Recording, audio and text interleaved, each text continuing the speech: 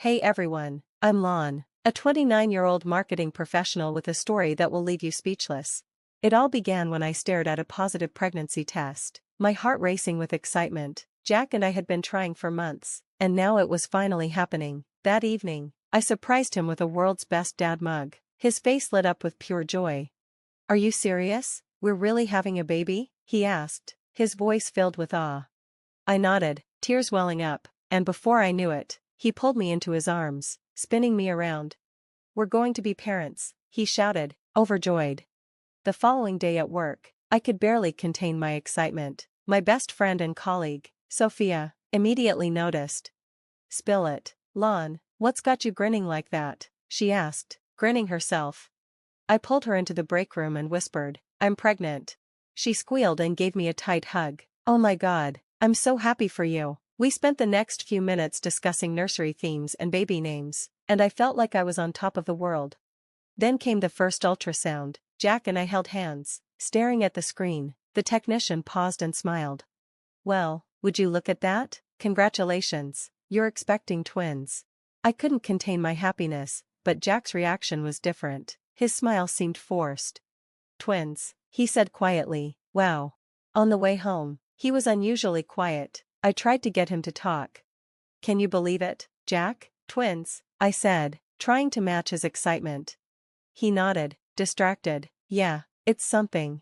Later that night, I overheard him on the phone. "Mom, I don't know how we'll manage. 2 babies? We can't afford that." I froze. We both had good jobs. What was he talking about? The next day, Jack's mother, Patricia, showed up uninvited. "I heard the news," she said, her smile tight. "Twins, that's a lot to handle." I forced a smile. "We're excited," I replied.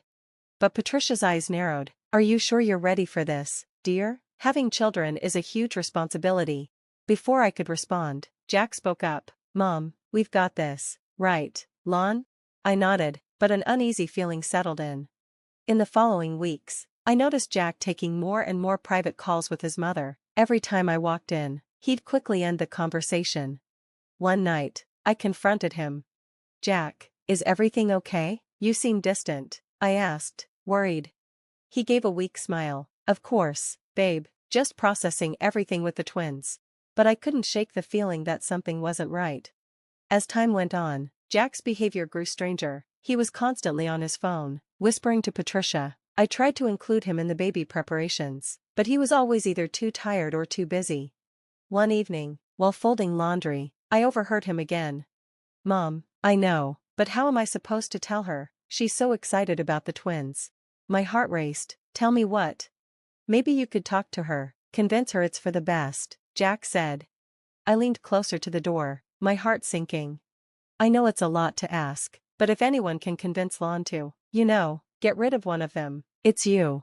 The laundry basket slipped from my hands, crashing to the floor.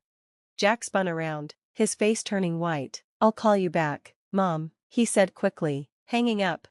We stood in silence, staring at each other. Finally, I found my voice. "Get rid of one of them? Are you talking about our babies?" Jack stammered, trying to explain. "Lon, it's not what you think. We were just discussing options." But I wasn't listening anymore. The man I thought I knew, the father of my children, was plotting behind my back to get rid of one of our babies. Tears streamed down my face as I stood there, realizing this was just the start of a fight I never saw coming. But I knew one thing for sure: I would fight for my babies, with or without Jack by my side. The shock of overhearing Jack's conversation with Patricia left me shaken. I spent the night tossing and turning, unable to make sense of it all. How could he even think about getting rid of one of our babies? The next morning, I called Sophia, sobbing. "He wants to get rid of one of the twins," I choked out. "What? Are you serious?" Sophia's voice was full of disbelief and anger. "That's messed up, Lon. What are you going to do?" Taking a deep breath, I replied, "I have to confront him. I can't pretend I didn't hear it." That evening, I waited for Jack to come home. When he walked in, I was sitting at the kitchen table, hands trembling. "We need to talk," I said, my voice shaky. Jack looked wary. "About what?" "I overheard you talking to your mom," I said, struggling to keep my composure. "Talking about getting rid of one of our babies." His face went white before quickly shifting into defensive mode. You must have misunderstood. I would never. Don't lie to me, Jack, I snapped. I heard you, clear as day. He tried to explain, but I wasn't buying it. The argument escalated, our voices rising. It's just not practical, Lon, Jack finally shouted. 2 babies at once, we can't handle that. I was speechless, couldn't handle it, or didn't want to? The following weeks were tense. Jack spent more time on the phone with Patricia, their conversation stopping abruptly whenever I entered the room. The stress began to affect my health. One night, I woke up with severe cramps. Jack rushed me to the hospital, panic in his eyes. Please, I whispered to the doctor, are my babies okay? After hours of tests, the verdict was in, stress-induced complications. The doctor ordered bed rest. You need to avoid stress at all costs, she warned. But how could I, when the source of my stress was right beside me? Jack's concern seemed genuine, but it didn't last. As days in the hospital turned into a week, his visits became shorter, less frequent, and in his place, Patricia. She showed up daily, acting concerned but making backhanded comments. Oh, Lon, dear, this must be so hard for Jack. 2 babies and a wife in the hospital, I don't know how he copes. I clenched my jaw, forcing a smile. We're managing just fine, Patricia. But were we? Jack's absence spoke volumes. As I lay there, watching Patricia rearrange my room to her liking, it hit me like a ton of bricks. This wasn't just about the twins. It was about control, Jack and Patricia trying to control my life, my choices, my future. I grabbed my phone and texted Sophia, I need your help. It's worse than we thought. As I hit send, I caught Patricia watching me, her gaze cold and calculating. I met her stare head-on, unflinching. Bring it on, Patricia, you really have no idea who you're dealing with. I was discharged from the hospital, but the real battle was only beginning. I decided to play along, to give myself time to dig deeper and gather proof. Jack, maybe you're right, maybe we should think through all our options. The way his face lit up made my stomach turn. Seriously? I'm so glad you're finally seeing things my way. When I told Sophia, her reaction was instant. Lon, are you sure about this? She asked, concern heavy in her voice. I nodded, resolute. It's the only way to catch them red-handed. We spent the next week redecorating, at least that's what Jack thought. In reality, we were planting hidden cameras and microphones throughout the house. It felt like something out of a spy movie, but I was desperate to protect my children. And sure enough, the recordings were shocking. She's starting to come around, I think, Jack said in one clip. Keep pushing the financial angle. Patricia's icy tone followed. Leave it to me. I've handled stubborn women before, remember Rachel? Rachel, his ex, a name he never talked about. I reached out to a few of Jack's old acquaintances, and what I uncovered chilled me. Rachel had been driven away by Patricia's relentless manipulation, just like the girlfriend before her. But the biggest blow came when I found Jack's hidden email account, multiple bank accounts, staggering debt, all tied to Patricia's so-called investment advice. I couldn't believe what I was seeing. At work, my coworker Mark noticed I was off. You okay, Lon? You seem somewhere else. I broke down and told him everything, his jaw clenched. You need to get out, and fast. I know a great lawyer who can help you protect yourself and those babies. At home, things got worse. Patricia started making herself at home, constantly hovering, intercepting phone calls, deleting texts. Oh, you didn't get Sophia's message? Must have slipped my mind. I played dumb, but inside, I was burning with rage. Then came the final straw. One night, I overheard them talking again. We'll take her to the clinic next week, Jack whispered. Once it's over, things can go back to normal. Normal? My blood turned cold. That's when I knew I couldn't stay a minute longer. I began secretly gathering money, collecting important papers, and packing a go bag. Sophia helped me line up a safe place to stay. You're absolutely sure about this? She asked softly. I placed a protective hand over my belly. I've never been more certain. I tucked the bag deep in my closet, heart pounding with fear and fire. This wasn't the future I imagined, but I'd move mountains for my children. The next morning, I smiled sweetly as Jack kissed my cheek. Have a good day, sweetheart. He had no idea he'd just kissed me goodbye for the last time. The silent war ends loudly. I planned a reconciliation dinner, inviting everyone, friends, family, even some of Jack's coworkers. Jack thought it was to announce that we'd decided to keep both babies. He had no idea what was really coming.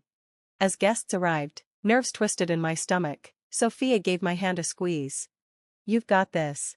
Once everyone was seated, I stood up and took a deep breath. "Before we eat, I need to show you something." I pressed play on the projector. The room was silent until the first recording played, Jack and Patricia conspiring, manipulating. Then came the bank statements. The gasps were immediate. Jack sprang from his seat, face flushed. "This is taken out of context," he shouted. But I wasn't done. The final recording hit like a bomb, him and Patricia planning the clinic visit. Patricia screeched, "You little..." That's when an unfamiliar voice cut through the chaos. "Enough, Patricia." It was Tom, Jack's father. I'd never met him before that night. "I've heard all I need." Jack tried to spin the situation. "Lon, let's just talk, okay?" I lifted a hand.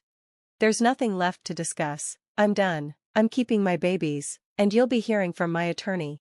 The room erupted. Patricia spiraled, shouting about loyalty and betrayal. Jack bounced between pleading and threatening. Meanwhile, Tom quietly came over to me. "I'm so sorry, I truly had no idea. If you ever need anything, please reach out." Security escorted Jack and Patricia out. And just like that, the weight lifted. A year later, I hung balloons and streamers for the twins' first birthday. Sophia was helping with decorations. Little Zoe balanced on her hip, while I finished frosting cupcakes. "Can you believe it's been a whole year?" she asked. I smiled as Aiden crawled past with a squeal of laughter. Some days it feels like it all happened yesterday, other days, like a lifetime ago.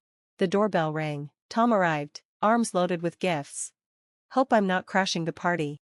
As loved ones poured in, real friends, supportive family, I couldn't stop smiling. I'd just landed a big promotion at work. The twins were thriving. Life was finally good. Later, as cake was being passed around, I stood up with an announcement. "I'm starting a support group for women leaving toxic relationships." Cheers and applause filled the room. Sophia wrapped me in a proud hug. "You've come so far, Lon. I'm so proud of you." Tom raised his glass. "To new beginnings, and to one of the strongest women I've ever met."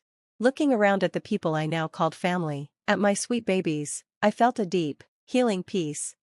We'd made it. And now, it was time to help others do the same. As the night quieted, I tucked Zoe and Aiden into their cribs and kissed their foreheads. "We're safe now, my loves. Mama's got you." Back in the kitchen, Tom and Sophia were tidying up.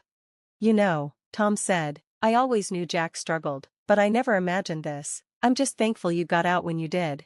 I nodded, emotion catching in my throat. It wasn't easy, but it was worth it. Now, let me ask you this. Was Lon wrong to record her husband and mother-in-law without their knowledge? Or was she justified in doing whatever it took to protect her unborn children? Let us know in the comments. Your voice might be the encouragement someone else needs.